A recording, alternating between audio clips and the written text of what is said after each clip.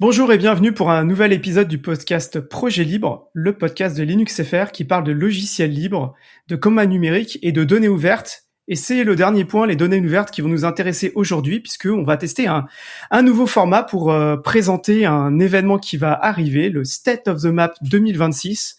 On va vous en parler avec mon invité du jour, Benoît Payon, qui est administrateur de l'asso OSM France et aussi dans le comité d'organisation de State of the Map 2026. Benoît, bienvenue sur le podcast. Bonjour Walid, merci de l'invitation.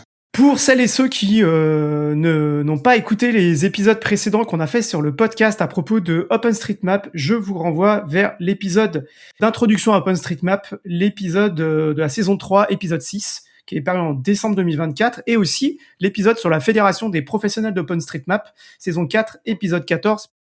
Tout de suite, on va commencer par présenter ce qu'est le State of the Map. Depuis quand ça existe ? Le State of the Map, c'est la conférence annuelle des contributeurs et contributrices d'OpenStreetMap. C'est un événement qui existe depuis 2007, donc très peu de temps après le début du projet en 2005, qui se tient annuellement, quasiment tous les ans, sauf rares exceptions, à chaque fois dans un pays différent, et puis qui a été décliné depuis dans des versions locales. Donc il y a le State of the Map France qui a lieu tous les ans, sauf aujourd'hui, et aussi des conférences de type plus local, régional, au niveau Amérique du Sud, au niveau Europe, là, depuis l'an dernier. Donc ça, c'est des déclinaisons plus locales qui existent. Dans ces conférences State of the Map, qui peut participer ? Qui est le public ? Tout le monde est invité à participer au State of the Map. En pratique, on a 3 profils qui se dégagent. Les contributeurs bénévoles, qui font ça sur leur temps libre, qui participent au projet. Les professionnels, qui par leur métier contribuent ou exploitent des données d'OpenStreetMap et donc ils viennent chercher des informations sur comment mieux travailler avec ces données. Et puis un troisième profil qui sont les universitaires, soit parce qu'ils exploitent pour leur travail de recherche des données d'OpenStreetMap, soit qu'ils s'intéressent directement à la communauté OpenStreetMap comme sujet de recherche. Est-ce que le fait qu'il y ait tant de personnes qui soient au même endroit, est-ce que ça donne aussi le lieu à des événements annexes, des rencontres Est-ce qu'il y a d'autres choses qui se passent autour du State of the Map ? Oui, tout à fait. Dans le programme officiel, on a les conférences classiques en amphithéâtre, des ateliers qui sont plus orientés sur les aspects pratiques d'utilisation d'outils, par exemple. Et puis, dans ce programme, on a des espaces qui sont, ouverts pour des rencontres de projets spécifiques. Alors, ça peut être des projets plus ou moins organisés, de type la cartographie humanitaire, ou des projets thématiques, notamment autour des personnes minorisées, que ce soit minorité de genre ou d'orientation sexuelle. Et puis, on a des sessions libres qui sont en gros des salles réservées disponibles où on peut organiser spontanément des sessions. On les affiche sur un tableau blanc la veille en disant voilà, je vais proposer un sujet sur tel thème, vienne qui est intéressé sur le sujet. Et puis, bien sûr, au-delà de ces aspects un peu organisés, il y a tout ce qui se passe de façon informelle pendant les pauses café, pendant les soirées, qui permettent beaucoup de rencontres et d'échanges qui sont généralement très fructueux et enrichissants. Et alors, cette édition 2026, elle se déroule où et quand ? Alors, pour la première fois, cette édition, elle aura lieu en France, à Paris, plus précisément à Champs-sur-Marne, dans un lieu qui s'appelle la Cité Descartes. Donc c'est vraiment un nom très adapté pour un State of the Map. Et la Cité Descartes, c'est un campus qui regroupe 3 écoles, notamment 3 écoles qui sont partenaires de l'événement. En premier lieu, l'école de l'IGN qui s'appelle Géodata Paris, mais aussi l'école nationale des ponts et chaussées et l'université Gustave Eiffel, qui sont les 3 écoles qui nous accueillent pour l'événement. Pour les gens qui sont pas en voiture, tu sais comment on peut se rendre à l'événement ? Il y a des transports en commun qui y vont ? Oui, le lieu est tout à fait accessible en transport en commun. On est directement sur la ligne A du RER qui va entre le cœur de Paris et notamment la gare de TGV de Marne-la-Vallée qui dessert par exemple Disneyland. Vous avez une idée à peu près de combien de personnes vont venir ? On attend autour de 550 personnes. C'est une grosse jauge pour un SOTM, mais on espère attirer autant de monde. Les inscriptions sont toujours ouvertes, donc on vous attend. Ces gens, ils viennent majoritairement d'où ? On n'a pas de statistiques officielles sur d'où viennent les gens. On a la tradition d'avoir dans le hall de l'événement une carte du monde où les gens mettent une petite punaise pour indiquer d'où ils viennent.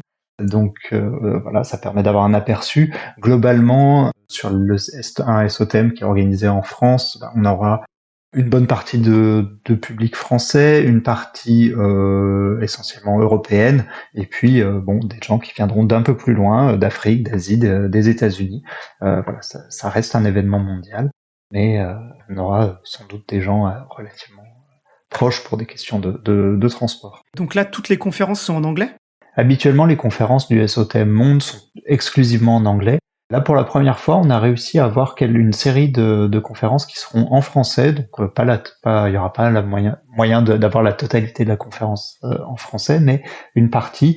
Et malheureusement, on n'a pas réussi cette année à mettre en place une traduction, que ce soit simultanée ou non, des conférences. Donc, on espère qu'on réussira à le faire pour des événements futurs. Mais on aura au moins une partie qui sera accessible en français. Pour les personnes qui peuvent pas venir, mais qui veulent assister quand même, est-ce que vous faites des retransmissions sur PeerTube ou sur YouTube ? Comment ça se passe ? On a 2 systèmes pour la retransmission. La première qui est sur inscription, qui s'appelle Venueless, qui est un système qui permet d'interagir avec les participants pendant la conférence et avec notamment avec les intervenants et intervenantes. Donc c'est ce premier système d'interaction qui permet d'assister aux conférences en direct. On aura aussi un flux PeerTube en direct sur le PeerTube de OpenStreetMap France. Et on aura, au-delà des séances, on aura aussi une retransmission en caméra 360 de l'ambiance du site et notamment de la soirée. Au-delà du live, du direct, on aura aussi tout ce qui se passera sera enregistré et sera ensuite rediffusé sur PeerTube et sur le YouTube de l'association internationale. Et ces vidéos seront sous-titrées évidemment. Très bien.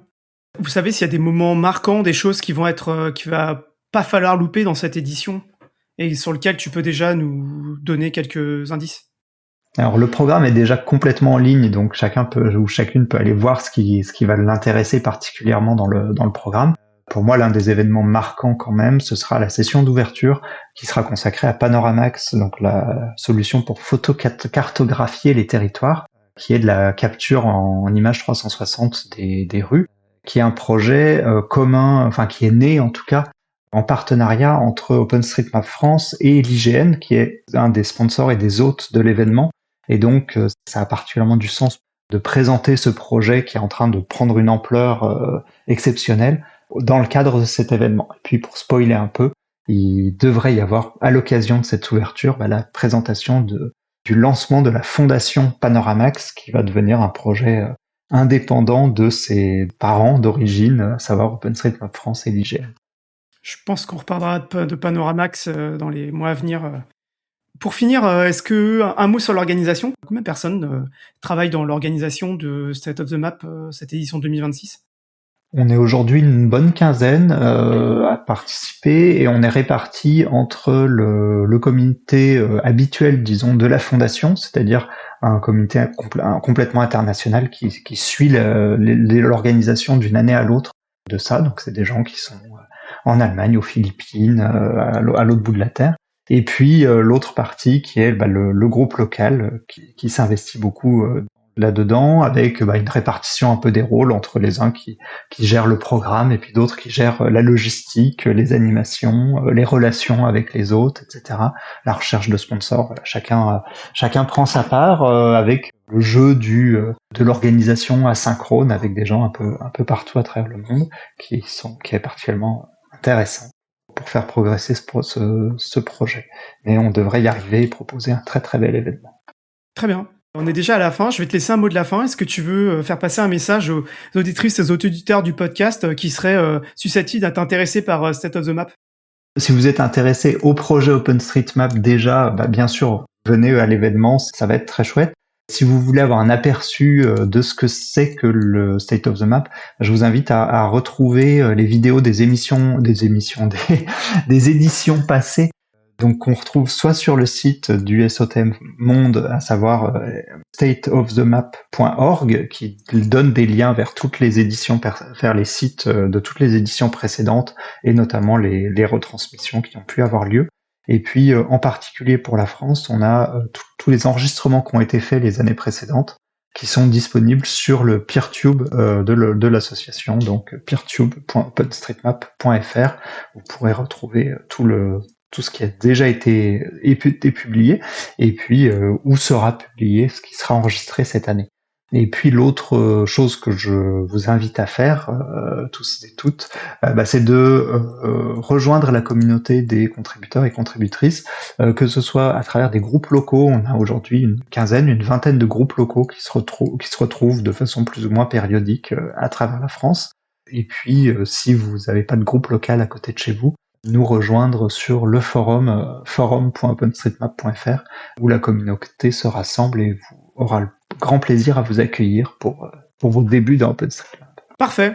Merci beaucoup d'être venu présenter State of the Map 2026. Pour les auditrices et les auditeurs, bien entendu, je vous encourage à aller regarder des anciennes conférences aussi. Moi, c'est aussi une source d'idées assez inépuisable, donc c'est super. Et puis, n'hésitez pas à nous dire aussi dans les commentaires, dans les réseaux sociaux, que vous pourrez trouver dans les show notes de l'épisode ou dans le bas de page du site, si ce format court vous plaît, et si oui, on en fera d'autres sur d'autres événements pour les annoncer. Voilà. Écoutez, à bientôt.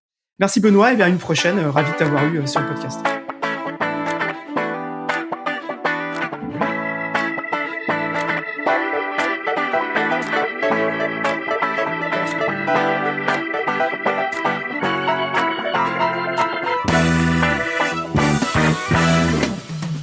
Vous avez écouté un épisode de Projet Libre, le podcast de linuxfr.org. La musique est composée par Clément Oudot, alias Captain, sous licence CC by SA, retrouvée sur kptn.org. Si vous avez aimé le podcast, vous pouvez en parler autour de vous et nous soutenir en suivant le lien dans la description de l'épisode.